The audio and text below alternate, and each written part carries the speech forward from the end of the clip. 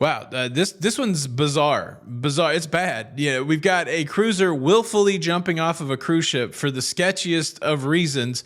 We also have another cruise line that says they're going to charge you. They're going to charge you for skipping dinner. And we got a cruise passenger that has probably made the worst cruise mistake possible. And this one's going to be a tough one to come back from. Yeah, all that and more on today's episode.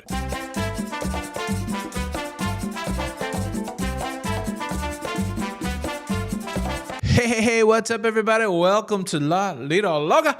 Welcome to the Crow Show. I am your host, Tony, here to talk you through everything going on in cruising. It's everything going on in cruising. It's for your face on a Wednesday the 10th of September, 2025. And man, this show starts in the weird place. We have a cruise passenger in San Juan, Puerto Rico, who was set to disembark on Royal Caribbean's Rhapsody of the Seas. This all went down August the 30th around 9:45 while everybody was disembarking the cruise ship. A single passenger jumped off of the cruise ship into the water in San Juan. And, they noticed. They saw the guy jump off the cruise ship, and Customs and Border Protection sent out a jet ski to pick this guy up. And when they picked him up, they asked the logical question, hey, dude, why are you jumping off of the cruise ship?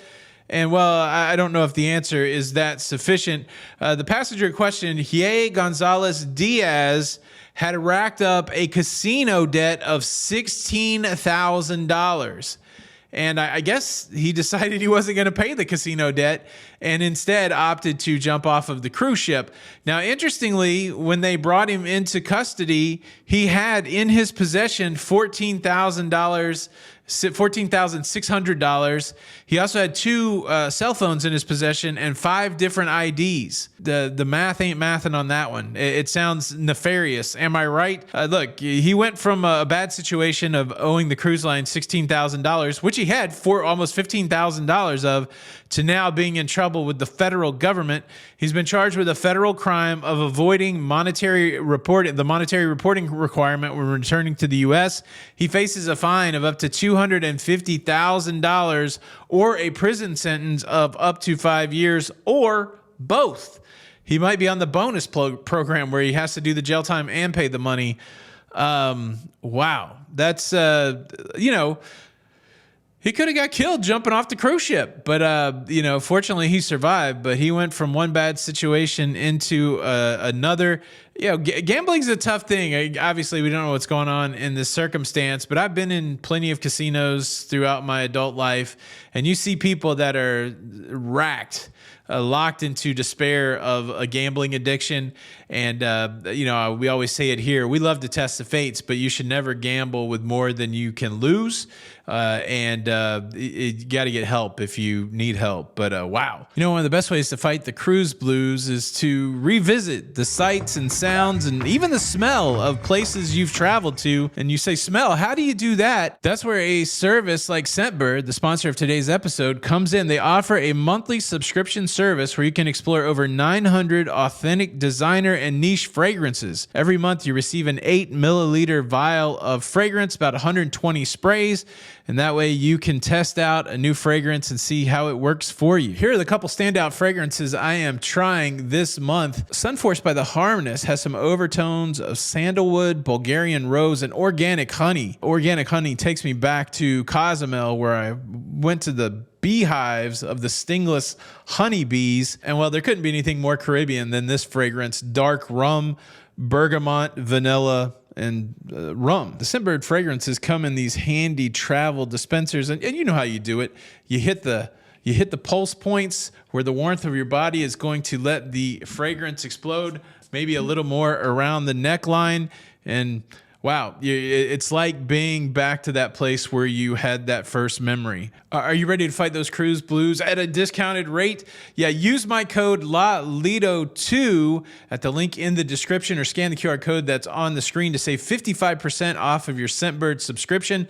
That's going to give you your first fragrance for $8, and then it's going to be $16.95 a month. Again, code LALIDO2, or scan the QR code that's on the screen. Go back cruising again through Scent. Thank you, Scentbird, for sponsoring today's episode. Now, I got to tell you about the next cruise line that's going to charge you for skipping dinner. But before I do that, let's hit a couple milestones. I got a cruise milestone. I got a non-cruise milestone. Let's talk about the cruise milestone. Look, Royal Caribbean, they are not slowing down when it comes to ship building. The first block has been laid on the 4th ship in the Icon class.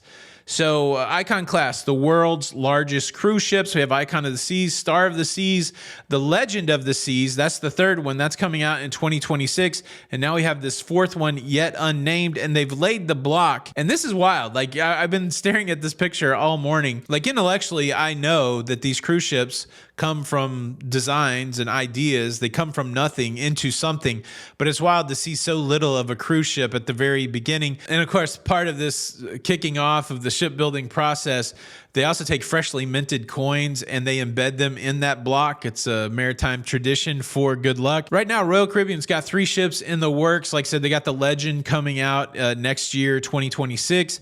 They also have this ship now, the 4th Icon class, and then they have an unnamed 7th Oasis class ship. So the Utopia was the last one. We're going to get another one of those. But yeah, like Royal is in the big ship business. I know there's some talk that maybe they'll make some smaller ships, but I love the Royal big ship. You know, I went on Star of the Seas just last month, and it was only a 3-day cruise, and I think I'm in love. I like, if I could put those little heart animations on my eyes.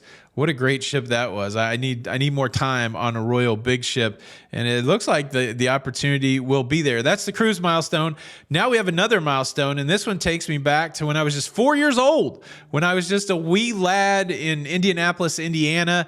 We go back to September the 10th, 1975, when you wanted the best, you got the best. The hottest band in the world, Kiss, released an album that would somewhat define their success going forward.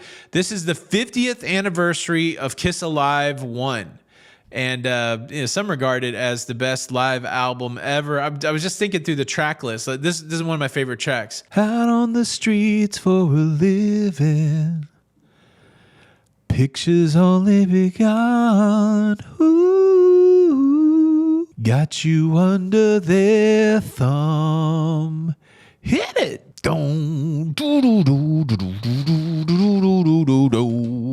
then, of course, Paul Stanley sings that opening salvo, and then Peter Criss comes in with that raspy Peter Criss voice, which makes you sad, knowing that Peter Criss wasn't, in the band, but for a few more years. Man, it was so good. Black Diamond. So I think I'm just feeling nostalgic because I just remember I've been a member of the Kiss Army since I was a kid. I think the first LP I ever had was Kiss Destroyer in 1976. So congrats to the band Kiss. Let's carry on. Let's talk about the cruise line that's going to be penalizing diners for skipping dinner, Norwegian Cruise Line. So we saw it, I think, last week with Royal Caribbean saying that if you have reserved specialty dining and you do not cancel that specialty dining 24 hours before your reservation, and then you don't show up at all, they're going to charge you, they're going to penalize you a service fee like $10. Norwegian Cruise Line doing the same thing. So theirs is a little more lenient. If you have a specialty dining reservation with Norwegian Cruise Line and you don't change it or cancel it within 2 hours of that reservation, they're going to charge you $10. They also have a grace period, so you can be 15 minutes late for your reservation. I like this move by the cruise lines because specialty dining is a hot commodity on some of these ships, and there's often, more people that want to do specialty dining than specialty dining reservations that are available. And so there's nothing worse than like, oh man, I really want to go to Cagney's, for example, on a Norwegian Cruise Line cruise ship. You look on the very first day and it's all booked throughout the whole cruise, and then you realize there's some folks just skipping it. So yeah, hopefully, $10 is nominal, right? Is that going to hurt anybody? Maybe, maybe not. But hopefully this is enough of an incentive to either have people show up for their reservations or do the right thing and cancel if they're not going to be there. All right, let's swing it back around to Royal Caribbean. I guess the final word has come out that Royal's not going to sell to Labadee in Haiti until no sooner than April of 2026. I think this is a good thing for them to do. It's questionable over there. There's been unrest in Haiti, maybe not necessarily close to where Labadee is, and Labadee is fairly isolated and protected. But I do like the call. If you have other places to go that are significantly more safe country-wise than, say, Haiti, maybe you should go there. So Royal's been notifying their guests about changed itineraries and all of those kind of things. But yeah, the word's come out that they're not even going to think about it again until April of 2026, which I think that's a good way to go about it. So people aren't, booking cruises that say Labadee before then and then question like, oh, am I going to go there? Am I not going to go there? Should I book an excursion? Should I not book an excursion? So it takes a lot of that kind of guesswork off the table. But no go Labadee. I know a thing or two about her.